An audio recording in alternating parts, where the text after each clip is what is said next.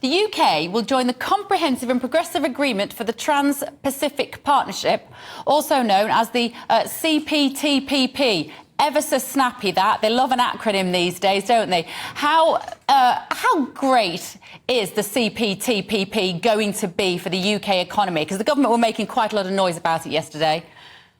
Yeah, I think it's such a mouthful. We'll just call it the Pacific Trade Deal because it makes it easier. Yeah, I mean, I think we need to put the whole thing into perspective, that the actual government figures for what it will do for the nation's wealth is only increase it by 0.08% over the next 10 years. Now, obviously, that could all change if things go really well. But we're also looking at, with Brexit, a loss of 4% long-term and economic growth. So there's quite a way to go for the Pacific Trade Deal to make up for that. The really big prize will be if America joins the deal. This was vetoed by Trump, but if they come in, we kind of get our trade deal with America through the back door. I think there are some items which are going to be benefit from this more than others, aren't they? I heard gin, I think, is one. Whiskey is another. But it's not a wide range of products that people are going to start seeing the benefit of, whether you're selling them or buying them. No, and that probably accounts for the figures that we've just been talking about.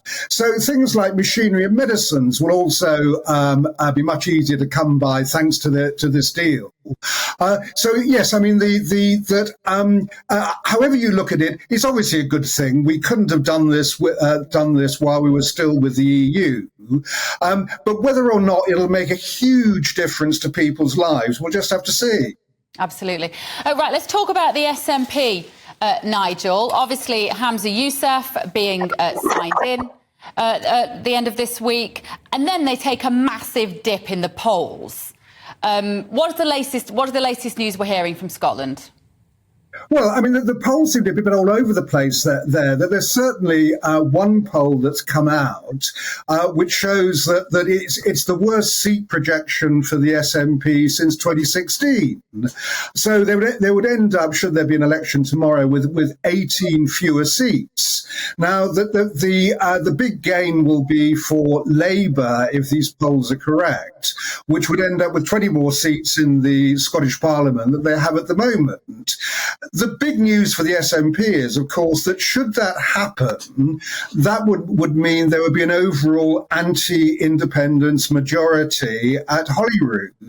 Now, again, the polls are a bit odd because it doesn't actually show at the same time that support for Scottish independence is actually going down. That at the moment that the vote for no to independence would be only 2 points above the vote for yes.